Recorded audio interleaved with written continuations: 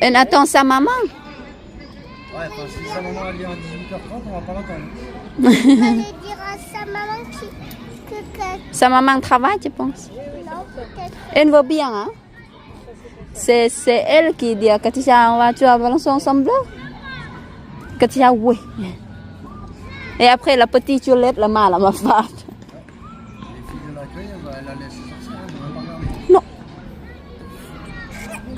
Parce que là, quand n'importe qui peut aller chercher Gani chez Katisha, pas de problème. Maman, papa, tu viens me pousser, c'est pas pousser. Moi, si je te pousse dans la forêt. Là. Non, je veux pas. Maman, tu viens me ยิ้มให้มาเบิ่งได้เด้อยิ้มได้ดูมีฟันงามล่ะ T'as les pieds qui touchent par terre maintenant, t'arrives à te pousser toute seule. Hein. T'as les pieds qui touchent par terre, tu vas arriver à te pousser toute seule maintenant. Et le- Kani la fatiguée.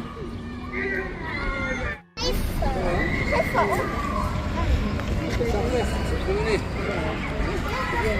Tu vas pas?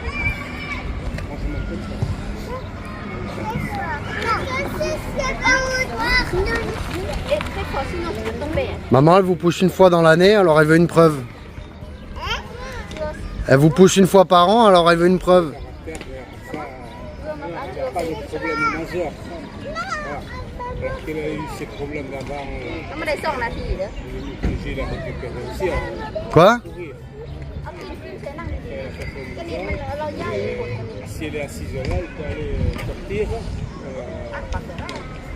Et dans son environnement, elle peut aller aux toilettes, elle peut aller... กันนี่ On ne dirait pas, quoi. Ceux qui sont bien, quand ceux qui veulent, ils ne se rendent pas compte. Mais quand on voit les gens qui peuvent plus, même passer d'un fauteuil au fauteuil roulant, c'est quand même autre chose.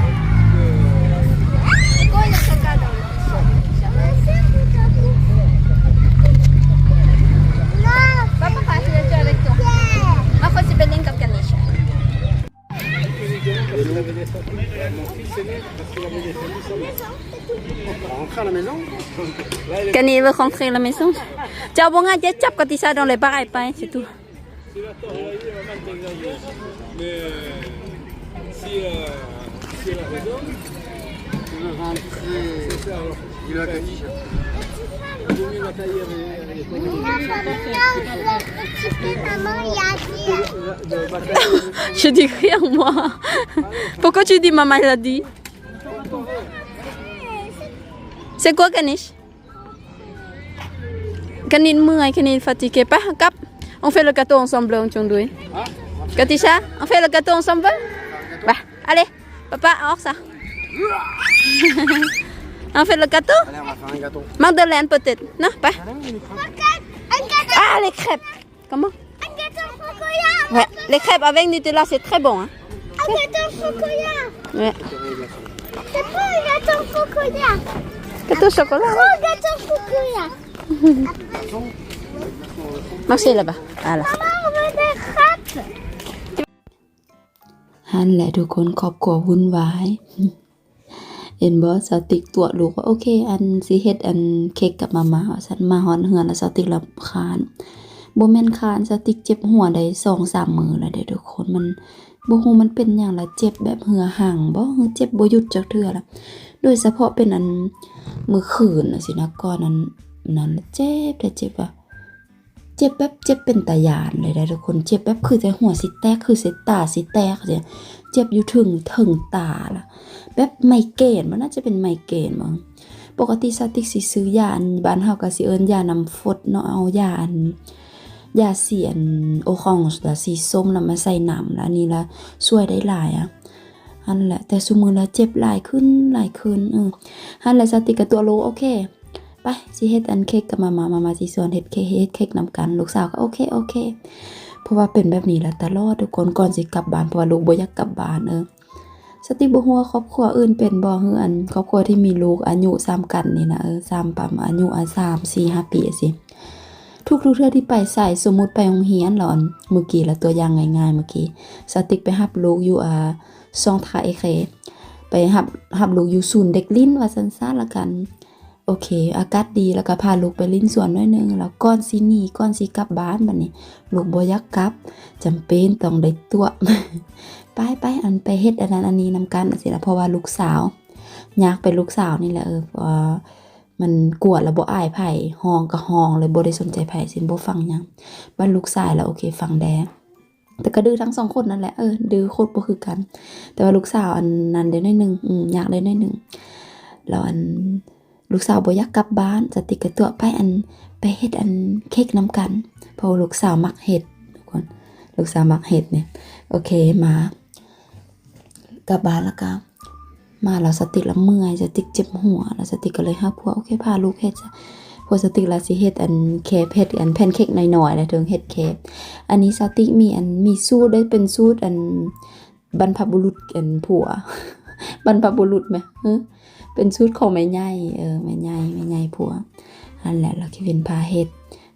เควินพาลูกเฮ็ดแล้วบัดนี้ล่ะบังเอิญว่าบ่มีแป้ง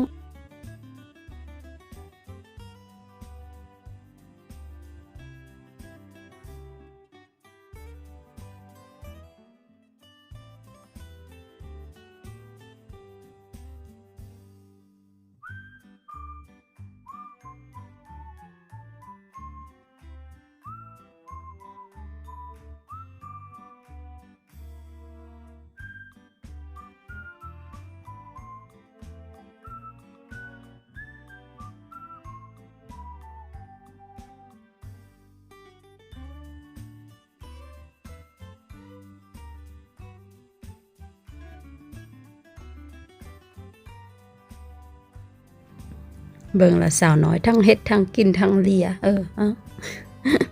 อย่าละมีแต่ครอบครัวนี่แหละกินสติกเป็นคนแบบสอนบ่ได้ละแบบนี้แหละลูกแบบกวนเพราะว่าเวลาเฮ็ดอาหารน่ะต้องเฮ็ดสะอาดต้องอันหยังจังซี่นะแต่ว่าลูกมาจับอันนั้นจับอันนี้ละสติกก็เลยบ่มักแต่เรื่องนี้ผัวใจเย็นก่อนสติกเห็นว่าเฮ็ดเคปก็ยังลุ้นอยู่ว่าสิเป็นกินหรือบ่เฮ็ดเคปกับอันแป้งสาลีทุกคนแป้งสาลีแท้ๆนี่ได้เพราะว่าสติกมักเฮ็ดข้าวปาดล่ะ เมื่อยละเจ็บหัวเมื่อยอ้อเบิ่งเพิ่นเลียเควินแล้วเบิ่งคือเป็นคนใจร้อนแต่ว่าเกี่ยวกับสอนโลสิเราใจเย็นสอนเด็กน้อยสิใจเย็นเราใจร้อนแต่กับคนที่กวนตีนกับคนที่กับคนทั่วไปแต่กับครอบครัวกับลูกนี่นะเนี่ยก็ออกมาแบบนี้ก็ถือว่าโอเคกินดูเป็นตาแสบอยู่กินแสบอยู่ดอกลูกชายกินหมด4อันว่ากินหมด4อัน4เคฟมาใส่อันแบบเปลี่ยนใส่น้ำตาลผงน้ำตาลอันแป้งมันมีน้ำตาลซิงเนาะสติกก็ลองกินเบิ่งใส่อัน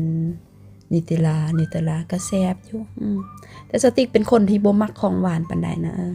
เบิ่งลูกสาวคันนั้นซุมื้อนี้คันนั้นเห็นอันแม่จับโทรศัพท์มาหัวต้องเฮ็ดจังได๋ต้องจับมือมาสบายดีต้องมาเบิ่งแบบนี้ละจังทุกเทื่อสติเฮ็ดคลิปก็มีแต่มาพากเอาเพราะว่า